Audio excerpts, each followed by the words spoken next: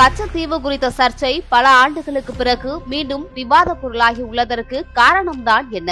இந்தியாவுக்கும் இலங்கைக்கும் இடையில் பாக் நீரிணை பகுதியில் எல்லை பிரிக்கப்படும் போது அங்குள்ள கச்சத்தீவு இலங்கைக்கு வழங்கப்பட்டது. 1974 நடந்த இந்த விவகாரம்தான் தற்போது மீண்டும் ஒரு மிகப்பெரிய சர்ச்சையாக உருவெடுத்துள்ளது.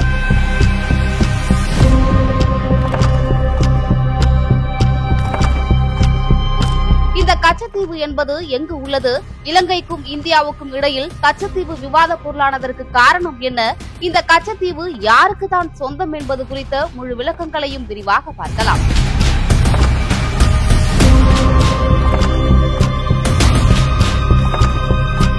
அதாவது பாக் நீரிணை என்பது இலங்கையின் வடக்கு கடற்கரை பகுதியையும் இந்தியாவின் தென்கிழக்கு கடற்கரை பகுதியையும் இணைக்கும் 22 மைல் அகலமுள்ள ஒரு நீர்ப்பரப்பு.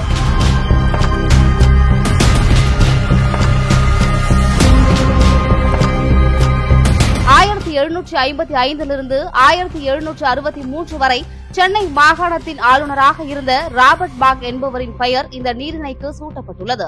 இதை ஒரு கடல் பகுதி என்பதை விட நிலத்தில் கடல் உட்புகுந்த பகுதி என்றே கூறலாம்.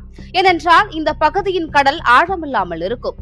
குறிப்பாக பாக் நீரிணையும் மன்னார் வளைகுடாவையும் பாம்பன் நீரிணையால் இணைக்கப்படுகின்றன. இந்த பாம்பன் நீரிணைதான் ராமேஸ்வரத்தை பிரதான தமிழக நிலப்பரப்பிலிருந்து பிரிக்கிறது.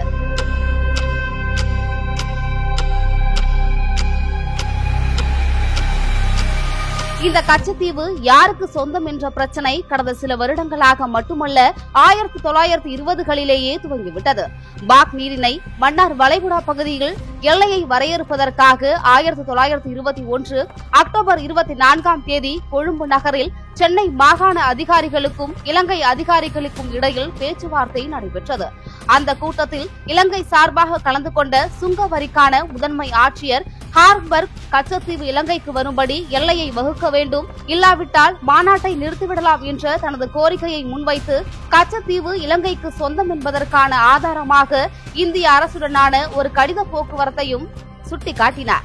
இதை ஏற்காத இந்திய கூட்டக்குழு வேண்டுமானால் அந்த பகுதியின் மீன்பிடி உரிமையை மட்டும் தருவதாக சொன்னது. அதன்படி கச்சத்தீவிலிருந்து மேற்கே 3 மைல் வரை இலங்கைக்கு மீன்பிடிக்கும் உரிமை இருப்பதாக ஒரு ஒப்பந்தமும் கையெழுத்தானது.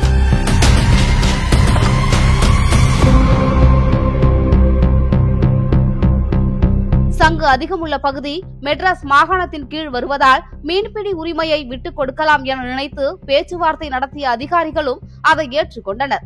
ஆனால் இந்த ஒப்பந்தத்தை காலனி அலுவலகம் ஏற்கவில்லை. ஆகவே சட்ட ரீதியாக இந்த ஒப்பந்தம் நடைமுறைக்கே வரவில்லை. இருந்தபோதும் பேச்சுவார்த்தையில் ஒப்புக்கொண்டதால் கச்சத்தீவு இலங்கைக்கே சொந்தம் என இலங்கை வாதிடத் தொடங்கியது.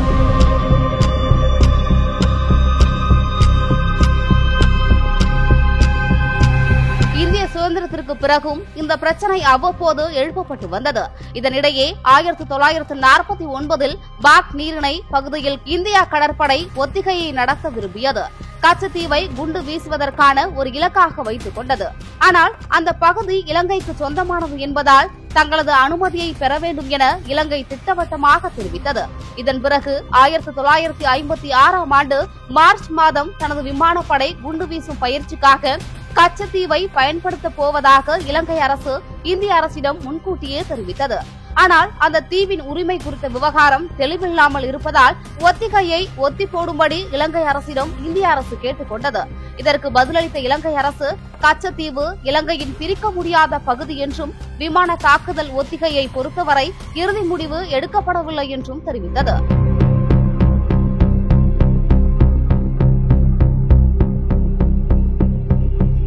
ஆயிரத்து 1956 தனது கடல் எல்லையானது நிலப்பரப்பிலிருந்து 3 மைல் என்பதிலிருந்து 6 கடல் மைல்களாக மாற்றப்படுவதாக இந்தியா அறிவித்தது.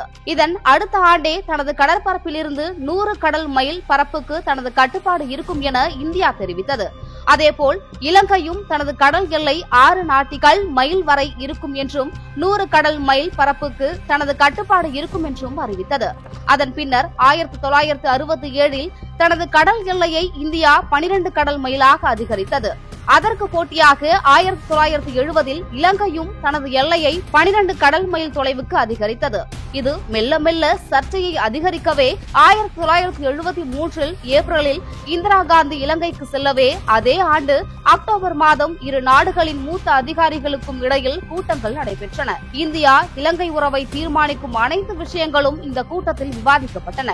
பின்னர் 1964 வருட சிரிமாவோ சாஸ்திரி ஒப்பந்தத்தில் விட்டுப்போன நாடற்ற 1.5 லட்சம் பேரின் குடியுரிமை விவகாரம், இந்திய குடியுரிமை வழங்கப்பட்டவர்களை இந்தியாவுக்கு அழைத்துக் கொள்வது, பாக் நீரிணையில் கடல் எல்லையை வரையறுப்பது, கச்சத்தீவு மீதான உரிமை ஆகியவை இந்த கூட்டங்களில் விவாதிக்கப்பட்டன. இந்த கூட்டத்தில்தான் இந்தியா தனது கச்சத்தீவு மீதான உரிமையை கைவிட முடிவு செய்ததாகவும் கூறப்படுகிறது.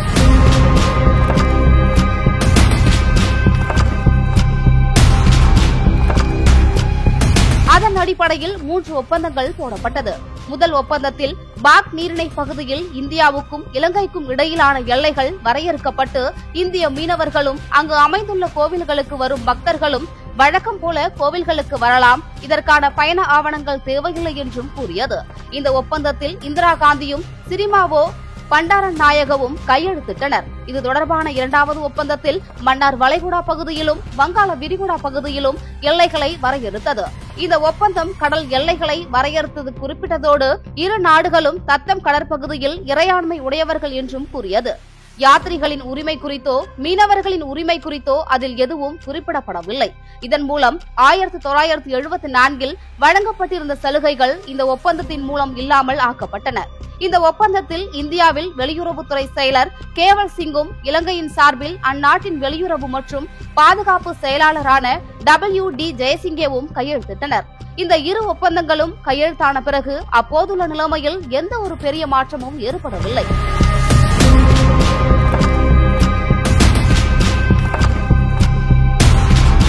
இருதரப்பு மீனவர்களும் வழக்கம் போல அனைத்து பகுதியிலும் மீன் பிடித்து வந்தனர். அதேபோல கச்சத்தீவுக்கு சென்ற யாத்ரீகர்களும் தடுக்கப்படவில்லை. ஆனால் இலங்கையில் நடந்த உள்நாட்டு போர் முடிவடைந்த பிறகு இந்திய மீனவர்கள் இலங்கை கடற்படையால் கைது செய்யப்படுவது, சுடப்படுவது, படகுகள் கைப்பற்றப்படுவது தொடர்கதையாகிவிட்டது. இதையடுத்து அப்போது தொடங்கிய இந்த விவகாரம் தற்போது வரை முடிவுக்கு வராமல் மிகப்பெரிய சர்ச்சையாக உருவெடுத்துள்ளது. எனவே தமிழக மீனவர்கள் தாக்கப்படுவதை தடுக்க கச்சத்தீவை மீட்பதே நிரந்தரமான ஒரே தீர்வாகும் என்ற முடிவுக்கு தற்போது தமிழக அரசு வந்துள்ளது.